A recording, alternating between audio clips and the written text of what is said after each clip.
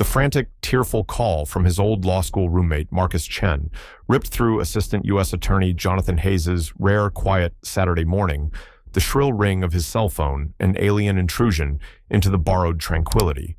Jonathan, a lead prosecutor in the Department of Justice's Disability Rights Section, was visiting Marcus and his wife, Dr. Althea Chen, a renowned pediatric neurologist whose calm expertise he deeply admired in their new home in the upscale, meticulously planned, and as Jonathan was rapidly learning deceptively placid community of Willow Creek Commons.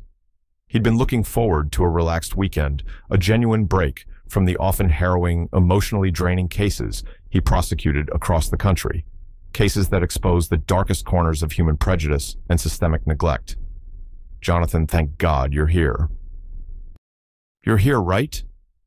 Marcus's voice was choked with a raw, ragged panic that Jonathan had never heard from his usually composed friend. It's Lily, our Lily. She's gone. She was just in the backyard playing near the community garden patch. Althea stepped inside for just a minute, literally a minute, to answer the door. And when she came back, Lily was gone. We've searched everywhere. The HOA security, that awful Bishop woman, they're useless, worse than useless. She said Lily probably just wandered off like a stray dog.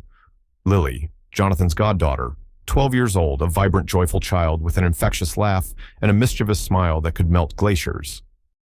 Lily also happened to have Down syndrome and was selectively non-verbal communicating primarily through a cherished, heavily personalized AAC, augmentative and alternative communication tablet, which was her constant companion and an intricate system of personalized sign language she used fluidly with her family and close friends. She was smart, intuitive, loving, but also incredibly vulnerable. She was prone to elopement if startled, overwhelmed by sensory input, or intensely curious about something, and possessed a childlike, unwavering trust in the world that could, in the wrong hands, be easily and cruelly exploited. Wandered off into the sprawling labyrinthine common areas of Willow Creek Commons, with its numerous unfenced retention ponds, dense snake-infested landscaping, and the ever-present oppressive threat of Florida's brutal summer heat and opportunistic wildlife. The thought was not just unthinkable. It was a cold spike of terror through Jonathan's own heart. I'm on my way, Marcus. Jonathan said, his voice deliberately calm, a practiced composure honed by years of courtroom battles, despite the sudden ice gripping his own heart. Call 911 immediately. Report her as a missing, endangered, disabled child. Emphasize her nonverbal status, her medical vulnerabilities, and her tendency to elope. Tell them her specific communication methods. I'll be there in 5 minutes. We will find her. He arrived at the Chen's beautiful custom-built home, a house that was supposed to be their dream, now terrifyingly silent and imbued with a palpable aura of parental dread. The backyard, usually filled with Lily's laughter, and the whir of her AAC tablet, felt eerily empty. Althea was on the phone with the 911 dispatcher, her voice tight with forced composure, meticulously providing Lily's medical history and emergency contacts, her neurologist training battling her maternal panic. Marcus was coordinating with a handful of frantic, well-meaning neighbors who had already begun a preliminary disorganized search of the immediate vicinity. And standing near the back gate, which led to a common area path, bordering a dense thicket of palmettos, and ominously the HOA's large enclosed and notoriously unkempt dumpster and recycling compound, was Officer Karen Bishop. Bishop, a woman in her late 50s whose crisp, almost military-style Willow Creek security uniform seemed perpetually starched, and whose demeanor radiated an unshakable, almost aggressive self-importance, was one of the HOA's most notorious private security officers. She was known throughout Willow Creek Commons for her rigid, almost fanatical adherence to bylaws, her aggressive, often confrontational patrolling style, and her particular frequently vocal disdain for anything or anyone she deemed disorderly, out of place, or not up to Willow Creek's exacting standards.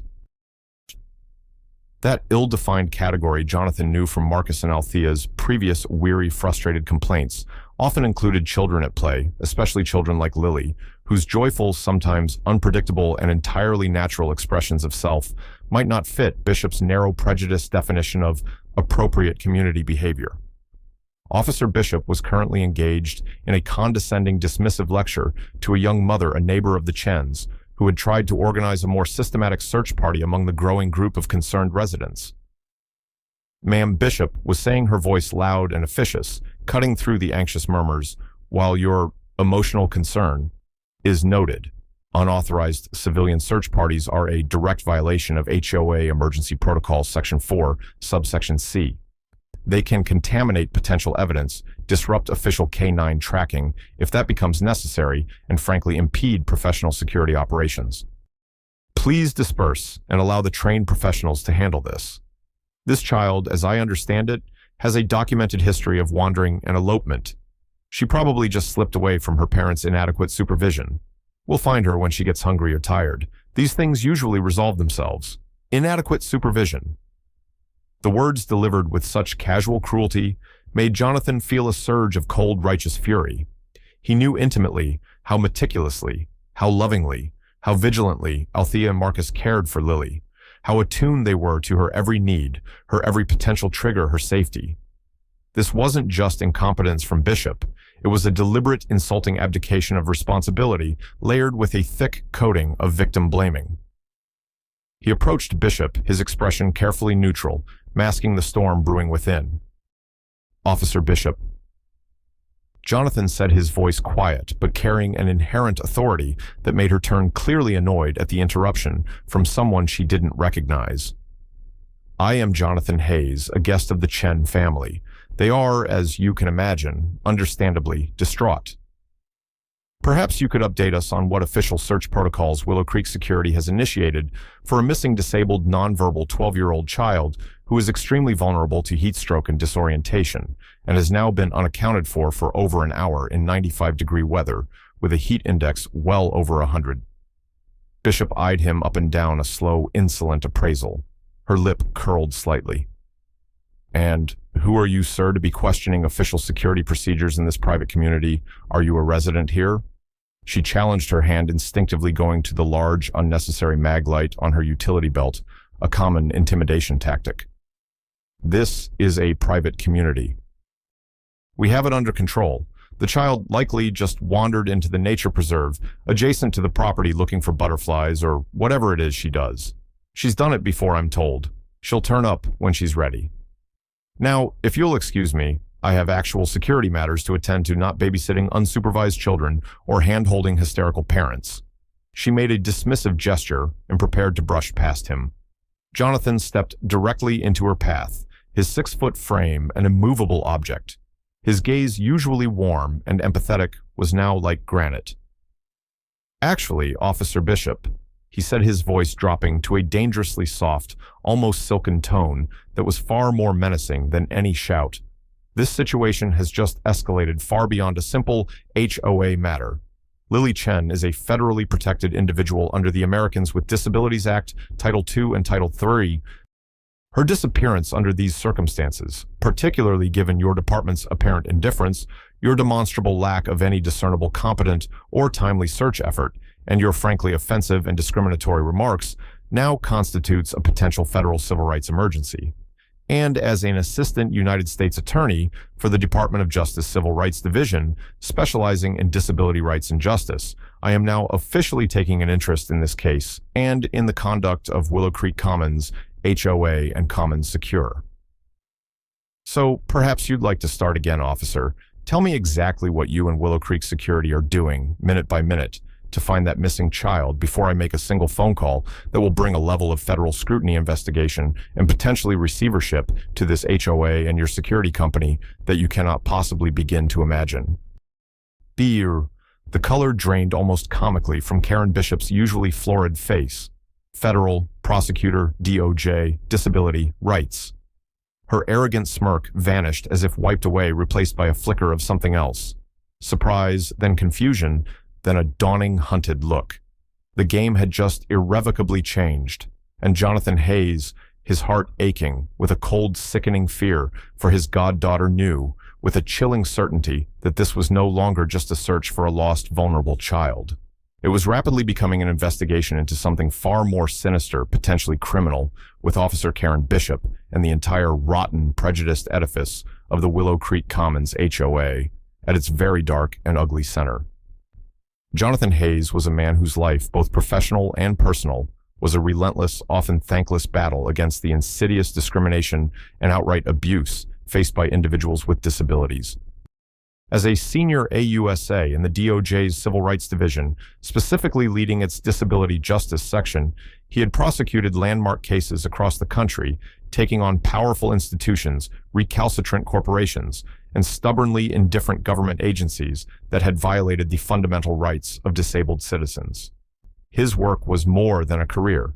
It was a deeply ingrained calling, fueled by an unshakable belief in equality and a fierce, protective determination to shield the most vulnerable among them. His goddaughter Lily Chen, with her radiant, indomitable spirit and her unique, often misunderstood way of navigating the world, was a constant, cherished personal reminder of the profound importance of that mission. Lily wasn't an abstraction. She was family. Lily, a vibrant 12-year-old with Down syndrome, communicated with a joyful, uninhibited expressiveness that transcended the limitations of her verbal language. She used a sophisticated combination of personalized sign language, expressive gestures, and a state-of-the-art AAC tablet, her talker, as she called it, to share her thoughts, her observations, her wonderfully quirky sense of humor, and her surprisingly profound insights. She loved music with a passion, dancing with abandon, exploring nature with a keen eye for detail, and like many children, her age had a particular fascination with secret hiding places, enclosed spaces, and exploring nooks and crannies. Her parents, Althea, the dedicated pediatric neurologist, and Marcus, the thoughtful and successful architect, had meticulously created a life for Lily filled with unconditional love, unwavering support, access to the best therapies, and every possible opportunity for her to thrive and reach her full potential. Their move to Willow Creek Commons 6 months prior had been a carefully considered decision, driven by its reputation for excellent, inclusive schools, its seemingly family-friendly atmosphere with numerous amenities, and its extensive network of beautifully maintained parks and nature trails that Lily, an avid nature enthusiast, adored. It was meant to be a haven. Officer Karen Bishop, a relatively new hire by Prosecutor, the private security firm contracted by the Willow Creek Commons HOA, after a competitive bidding process where Prosecutor had significantly underbid more reputable firms, was the insidious serpent in that suburban Eden. A woman in her late 50s with a severe, chronically unsmiling demeanor, a ramrod posture, and an almost pathological obsession with rules, regulations, and order. Bishop seemed to view her ill-fitting security uniform as a license to harass, intimidate, and micromanage any resident who didn't conform to her narrow, rigid, and often arbitrarily enforced standards. She had quickly developed a particular and deeply troubling, almost predatory fixation on Lily Chen. Lily's joyous, sometimes loud, and often unpredictable expressions of self were in Bishop's eyes a direct affront to her sense of control. The inciting incident that had first alerted Jonathan to Bishop's problematic discriminatory behavior had occurred shortly after the Chens moved in. Lily, accompanied by her mother, Althea, had been joyfully stimming, a common self-regulatory behavior for individuals with Down syndrome and autism, which Lily also had as a dual diagnosis, flapping her hands excitedly and vocalizing with happy, repetitive sounds while watching a family of squirrels cavorting in the community's meticulously landscaped Central Park. Officer Bishop had descended upon them, her golf cart, screeching to a halt, her face a mask of stern disapproval. "Ma'am," Bishop had said to Althea Chen, her voice loud accusatory and carrying clearly to other park-goers, "you need to control your child's outbursts. This is a quiet residential area, not a playground for the unruly. Her noises are disturbing other residents who are trying to enjoy the park peacefully. And that hand-flapping thing she's doing it's unsettling. It's not normal behavior. It makes people uncomfortable." Without them, Althea, though stunned and deeply offended by Bishop's blatant ignorance and breathtaking insensitivity, had calmly and patiently tried to explain Down syndrome, autism spectrum disorder, and the nature of stimming as a necessary and harmless self-regulatory behavior. Bishop had cut her off dismissively. "I don't care what syndrome she supposedly has, ma'am. Willow Creek Commons has clearly posted standards of public decorum. If your child cannot behave in a socially acceptable and quiet manner, then perhaps public common areas are not appropriate for her. I will be filing an official incident report with the HOA regarding this disturbance and your failure to supervise." True to her word, Bishop had filed a lengthy, detailed report filled with biased, inaccurate, and inflammatory descriptions of Lily's behavior, labeling her disruptive, uncontrolled, and potentially aggressive due to her unpredictable vocalizations. The HOA board, led by its equally officious and rule-obsessed president, Mr. Gene Albright, a different Albright, though seemingly cut from the same intolerant cloth as others Jonathan had encountered in similar communities, had, without any due diligence or even a conversation with the Chens, sent them a formal courtesy warning letter about maintaining appropriate behavioral standards in common areas and ensuring all family members adhere to community guidelines for peaceful enjoyment. Jonathan, upon hearing of this from a furious and deeply worried Marcus, had advised them to document everything meticulously, to respond formally to the HOA, asserting Lily's rights under the Fair Housing Act and the ADA, and to file a formal complaint with the DOJ if the harassment continued or escalated. He had hoped it wouldn't come to that. The rising action of Bishop's targeted animosity towards Lily was a relentless campaign of escalating cruelty, microaggressions, and psychological intimidation. First, there were the constant, unnerving wellness checks. Whenever Lily was playing in her own fenced backyard, or on the community pathways with her parents, or her beloved therapy dog, Officer Bishop would invariably appear her electric golf cart, cruising slowly, silently, like a shark. Her eyes fixed on Lily with an unnerving, almost predatory intensity. She would often stop asking intrusive, inappropriate questions about Lily's medication, her therapy schedule, her triggers, her meltdown protocols, all under the disingenuous guise of ensuring her safety and the safety of other residents. It was clear, blatant harassment designed to make the Chens feel constantly watched, judged, and unwelcome in their own community. A second, more shocking incident occurred a few weeks later at the Willow Creek Community Pool. Lily, who adored the water and found it deeply therapeutic and calming, had been using the shallow end with her mother supervised closely. She had been vocalizing, happily splashing, engaging in typical, joyful, childlike play. Officer Bishop had stormed over her whistle, shrilling repeatedly, and ordered them out of the pool immediately. She claimed Lily's uncontrolled shrieking, which Althea described as happy squeals and erratic flailing movements, were frightening other children, several of whom were actually trying to play with Lily and violating multiple pool safety regulations. She had even threatened to have the Chen's pool privileges permanently revoked if they didn't learn to manage Lily's disruptive behavior and keep her contained. Several other parents witnessing Bishop's aggressive bullying tactics had spoken up in defense of the Chens, but Bishop had been belligerent, unyielding, her prejudice on full ugly display.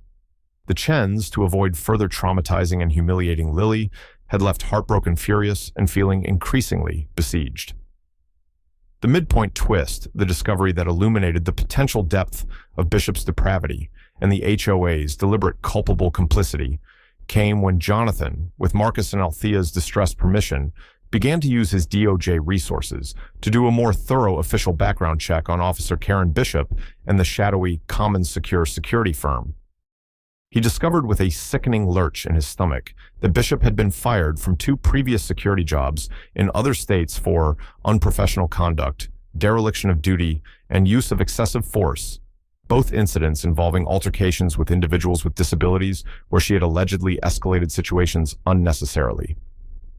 Common Secure, it turned out, was a notoriously cut-rate, bottom-feeder security firm with a documented reputation for hiring guards with problematic histories, often ex-military or law enforcement, with disciplinary records, providing only the bare minimum of legally required training, with absolutely no specialized training in disability awareness, de-escalation techniques, or communication with non-verbal individuals, and aggressively, often unscrupulously, defending its employees against any complaints to minimize liability and protect its lucrative contracts. Furthermore, through a confidential source sympathetic to the Chens on the otherwise hostile HOA board, a disillusioned newer member who was horrified by Albright's leadership, Jonathan managed to obtain a series of internal HOA emails. These emails exchanged between Mr. Albright, the HOA president, and senior management at Common Secure revealed a chilling pattern. Albright had explicitly praised Officer Bishop for her firm handling of problematic residents who failed to adhere to community standards and her proactive diligence in maintaining Willow Creek's high standards of order and tranquility. He had, even in one particularly damning email, specifically referred to Lily Chen as a potential future liability for the association due to her unpredictable nature and the parents' apparent unwillingness to control her, and had encouraged Bishop to document any and all instances of her disruptive or non-compliant behavior, as this documentation may be necessary for future action by the board. This wasn't just one rogue, prejudiced guard. This was a systemic, calculated pattern of discrimination and abuse, actively enabled and perhaps even explicitly encouraged from the very top of the HOA. A red herring had briefly surfaced when a group of local teenagers had been caught trespassing and engaging in minor vandalism, spray painting graffiti, knocking over trash cans near the HOA's dumpster and recycling compound late one night. For a short time, there was speculation among some residents that perhaps these teens were responsible for some of the Chen's growing unease, or that Bishop's aggressive, omnipresent patrolling was a perhaps misguided but understandable response to this legitimate security concern. But the teens were quickly apprehended by local police and their activities, while juvenile and annoying bore no resemblance to the targeted ableist and deeply personal harassment Bishop was inflicting on Lily and her family. This was a different, more sinister beast entirely. Jonathan had been in the process of compiling a comprehensive, meticulously documented federal civil rights complaint against Common Secure and the Willow Creek Commons HOA, planning to file it with the U.S. Attorney's Office for the Southern District of Florida the following week, when Marcus Chen's frantic, desperate call about Lily's disappearance had come through. He had known Karen Bishop was a significant problem. He had known she was prejudiced, ignorant, unprofessional, and abusive of her minor authority. He had never in his worst nightmares imagined she was capable of this, of deliberately imprisoning a helpless disabled child, a child she clearly despised. But as he raced towards the Chen's home, his mind sifting through the evidence he had already gathered, a sickening, horrifying certainty began to form.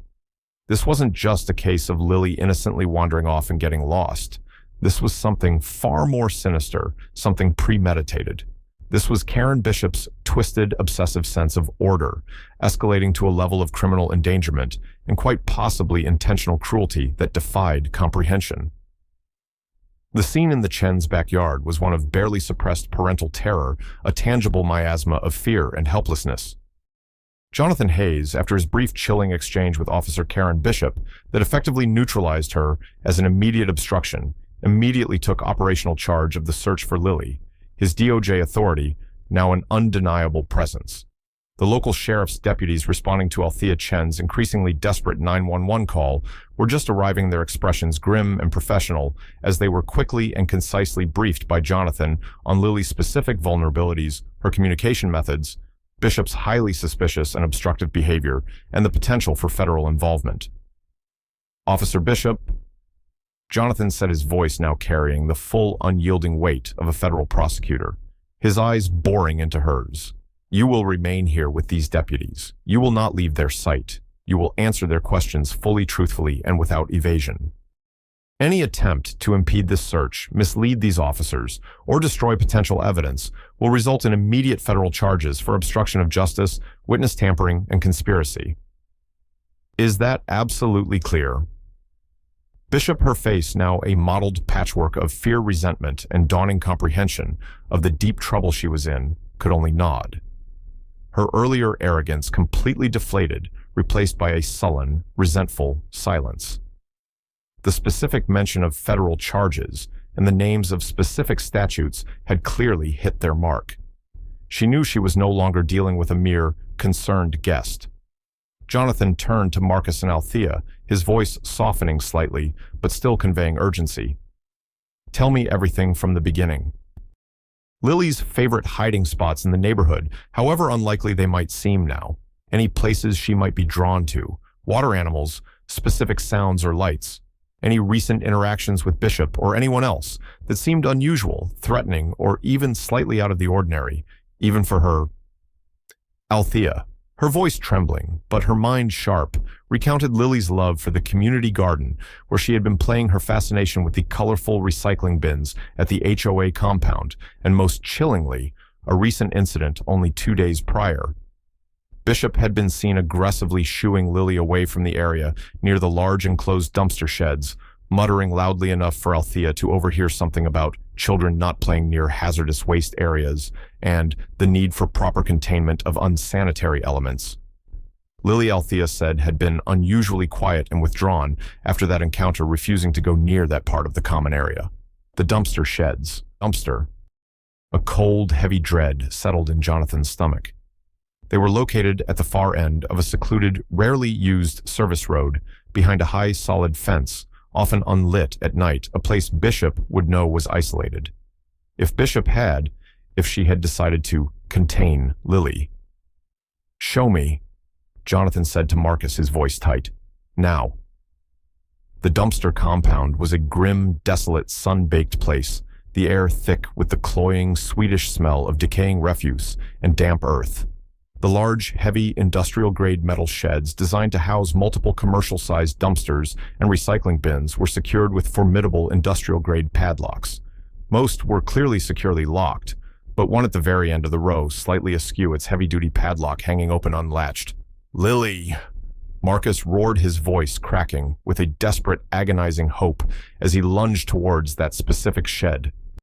He fumbled with the heavy metal latch, his hands shaking so violently he could barely grasp it. Jonathan was right behind him, his own heart pounding in his chest, a prayer forming on his lips. They pulled the heavy metal door open. The interior was pitch black, stiflingly hot, and filled with an overwhelming gag-inducing stench of garbage mildew and something else, something like stale urine. For a moment, there was only an awful echoing silence. Then a tiny, almost inaudible whimper, a sound of pure, hopeless misery from the far dark corner.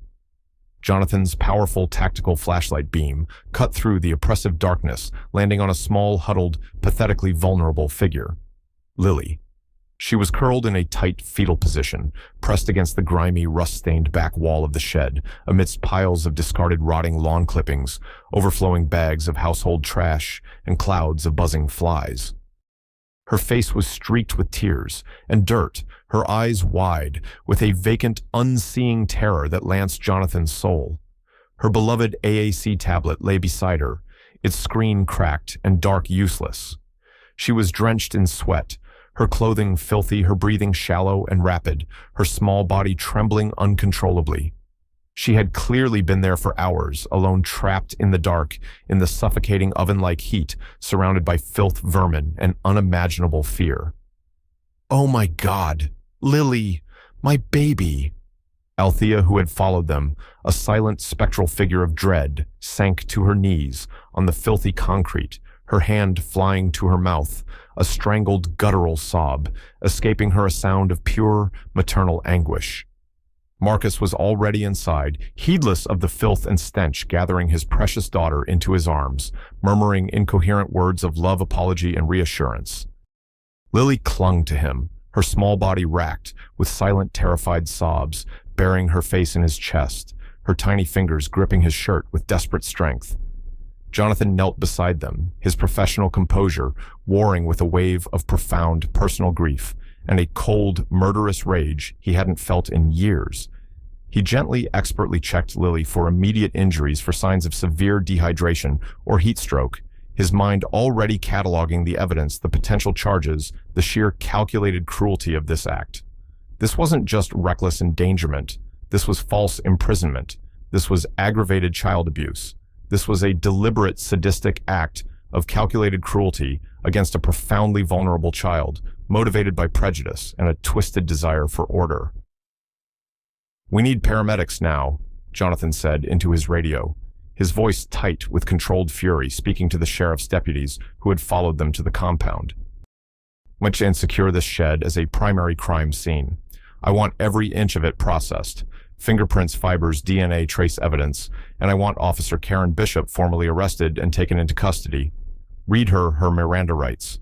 Charge her initially with kidnapping, false imprisonment of a minor, aggravated assault on a disabled individual, and felony reckless endangerment. And tell her, He paused, his eyes like chips of ice, that the United States Department of Justice Civil Rights Division Disability Rights Section will be seeking a federal indictment and prosecuting this case to the fullest extent of federal law. Tell her reign of terror in Willow Creek Commons is over, effective immediately. The rescue of Lily Chen from the horrifying confines of the dumpster shed and the immediate dramatic arrest of Officer Karen Bishop sent shockwaves of disbelief, horror, and outrage through the usually placid Willow Creek Commons community and very quickly far beyond, as local news crews alerted by neighbors began to descend. The story of a disabled black child being deliberately locked for hours in a sweltering, filthy dumpster shed by an HOA security guard, a story that seemed almost too monstrous to be true, ignited a firestorm of national outrage and media attention. Lily, after being rushed to the nearest hospital with a pediatric emergency department, was treated for severe dehydration, heat exhaustion, multiple insect bites, and profound psychological trauma. The physical ordeal was horrifying enough, her small body pushed to its limits. But the emotional scars her parents and Jonathan knew would take years, perhaps a lifetime, to heal. Her already fragile trust in the world outside her immediate family, her sense of safety in her own community had been brutally shattered. Her beloved AAC tablet, her primary voice, her connection to the world, had been damaged beyond repair in the shed, further isolating her in her fear and confusion in those initial terrifying hours of recovery. The federal investigation, personally overseen by Jonathan Hayes from Washington, but with a dedicated team of FBI agents and DOJ trial attorneys on the ground in Florida, was swift, aggressive, and unsparing. Karen Bishop, faced with overwhelming, irrefutable evidence, her fingerprints on the shed's padlock and door latch, security footage from a discreetly placed surveillance camera on a neighboring commercial property, overlooking the service road to the compound, capturing her leading a clearly reluctant, distressed Lily towards the dumpster compound the previous afternoon, then emerging alone minutes later and calmly locking the shed. Lily's own heartbreaking, halting testimony, painstakingly pieced together through a new emergency-provided AAC device and with the help of a specialized child trauma therapist, offered a series of bizarre, contradictory, and ultimately self-incriminating justifications for her monstrous actions. She claimed at first that she had found Lily wandering unsupervised near a dangerous roadway and had merely placed her in the shed for her own safety and temporary containment, while she went to find her parents, a blatant lie, as she had been seen patrolling other distant areas of the HOA for hours afterwards, making no attempt to contact the Chens or report Lily found. Then, when confronted with the surveillance footage, she claimed Lily had been playing dangerously in and around the dumpsters, creating a mess and a safety hazard, and she had locked her in to teach her a lesson about safety and respecting HOA property and rules. Finally, in a chilling, unprompted display of her profound, unrepentant prejudice and utter lack of empathy, she stated that Lily Chen was a constant nuisance, that her strange behaviors and unpredictable noises were disruptive to the community's peace and tranquility, and that perhaps a few hours in the shed, a timeout, would make her parents finally realize that a child like that needs to be kept under stricter control or perhaps placed in a more suitable, specialized environment away from normal families. Her words, recorded by investigators, were a prosecutor's dream and a decent human being's nightmare. Mr. Gene Albright, the HOA president, and the entire Willow Creek Commons HOA board, faced with a barrage of federal subpoenas, intense public condemnation, widespread media vilification, and the imminent threat of massive civil lawsuits from the Chen family and potentially a class action from other residents, quickly moved to terminate their multi-million-dollar contract with Commons Secure and to publicly, though weakly, disavow Karen Bishop's actions, calling her a rogue employee whose actions do not reflect the values of our community. Albright himself, however, was also deeply implicated in the federal investigation, as Jonathan's team, armed with the previously obtained internal emails, uncovered further evidence that he had consistently, deliberately ignored numerous prior written and verbal complaints from other residents about Bishop's aggressive behavior, her discriminatory enforcement of rules, and her specific obsessive targeting of Lily Chen.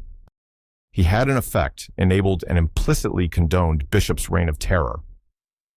Commons secure a company already on shaky financial ground due to its cut-rate practices history of hiring unqualified and problematic personnel, and a string of previous lawsuits in other states declared bankruptcy within weeks of Bishop's arrest. Its assets frozen its executives facing their own potential federal charges for negligent hiring and supervision. The trial of Karen Bishop was a national media event, a searing, painful symbol of the often hidden, insidious abuse and discrimination faced by disabled children, particularly disabled children of color, even in supposedly idyllic, affluent suburban communities. Jonathan Hayes, though he assigned a trusted, highly experienced AUSA from his section, Sarah Lincoln, to lead the actual courtroom prosecution to maintain professional objectivity and avoid any appearance of personal vendetta, remained the driving force and chief strategist behind the case. He ensured every piece of evidence was meticulously presented, every legal avenue pursued with relentless precision.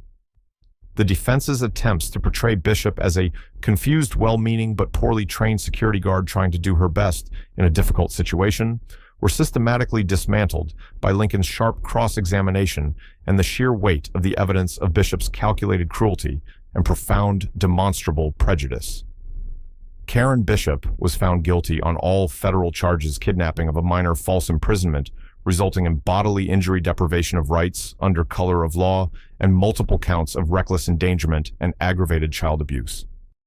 The judge, a stern, no-nonsense jurist with a reputation for fairness but also for severity in cases involving harm to children, in sentencing her to the maximum possible term in federal prison, effectively a life sentence given her age, delivered a scathing hour-long rebuke from the bench. She called Bishop's actions an act of barbaric, premeditated cruelty, a profound betrayal of any semblance of human decency, and a horrifying example of prejudice, abuse of power, and malignant narcissism that shocks the conscience of this nation and demands the severest possible penalty under the law. But Jonathan Hayes knew that individual justice for Lily Chen, while essential and deeply satisfying on a personal level, was not enough. The Willow Creek Commons case, in all its ugliness, had exposed deep systemic flaws in how communities, private security firms, HOAs, and even at times local law enforcement often failed to understand, protect, or uphold the rights of disabled minors. He used the intense national attention and public outrage generated by the case to spearhead a sweeping legislative reform initiative at both the state and federal levels. He worked tirelessly with disability advocacy groups, civil rights organizations, and sympathetic lawmakers from both sides of the aisle. Lily's Law, the Disabled Minors Safety, Dignity, and Justice Act, as it came to be universally known, was a comprehensive bipartisan package of reforms that redefined and significantly strengthened state and federal criminal codes regarding the abuse, neglect, false imprisonment, and endangerment of disabled minors, with substantially enhanced penalties and mandatory minimum sentences for offenses motivated by prejudice or committed by individuals in positions of trust or authority like security guards or HOA officials. Mandated, specialized, intensive, and regularly updated training for all law enforcement officers and private security personnel nationwide on interacting with individuals with disabilities, particularly children with communication challenges.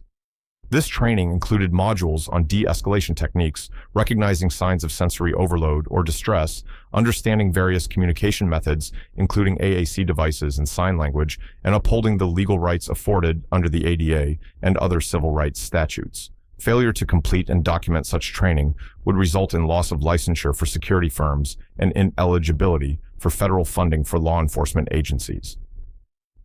Establish new stringent federal standards for the hiring, training, supervision, and oversight of private security firms, particularly those operating in residential communities, schools, or facilities serving vulnerable populations.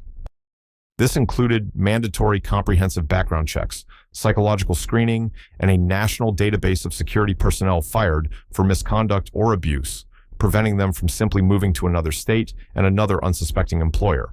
Created a dedicated federal grant program administered by the DOJ to assist families of disabled children in acquiring and maintaining essential communication aids like AAC tablets, assistive technologies, service animals, and home safety devices, as well as providing funding for respite care and parent advocacy training.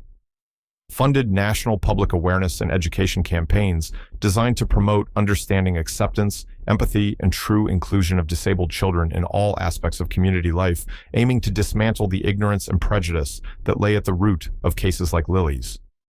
The passage of Lily's Law, after a hard-fought but ultimately successful legislative battle, was a landmark achievement, a testament to the power of one child's unspeakable ordeal to spark a national movement for profound, lasting change.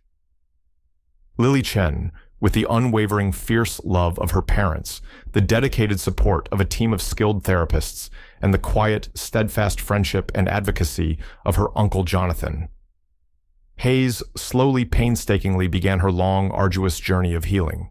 The terror of that night in the dumpster, shed the feeling of being trapped, abandoned, and silenced, would likely never fully leave her a shadow in the corners of her memory. But she gradually, miraculously regained her voice, her infectious joy, her wonderfully mischievous smile. Her new top-of-the-line AAC tablet, a gift from a newly established national foundation named Lily's Light, dedicated to providing communication tools to nonverbal children, became her window to the world once more. She even eventually, after many months, started drawing again, her pictures filled not with darkness and fear, but with vibrant, hopeful colors, with images of children of all abilities playing freely, safely, joyfully in a world that finally seemed more ready, more willing to understand, protect, and embrace them. Jonathan Hayes often visited the Chens not just as a DOJ official checking on a high-profile case, but as a beloved family friend, as Lily's godfather. He would watch Lily interact with her family, her friends, her teachers, her community. A community now far more aware, far more compassionate, far more committed to genuine inclusivity because of her story and because of the hard lessons learned. He knew with a weary certainty that the fight for disability justice, for true equality, was far from over. Prejudice and ignorance were tenacious, deeply rooted weeds. But looking at Lily, at her resilient, shining spirit, at the transformative laws enacted in her name, he also knew, with a profound sense of hope, that even from the depths of unimaginable cruelty and darkness, profound, lasting good could and must emerge. The suffocating shadows of that dumpster shed had been pushed back by a fierce, unwavering, and brilliantly enduring light.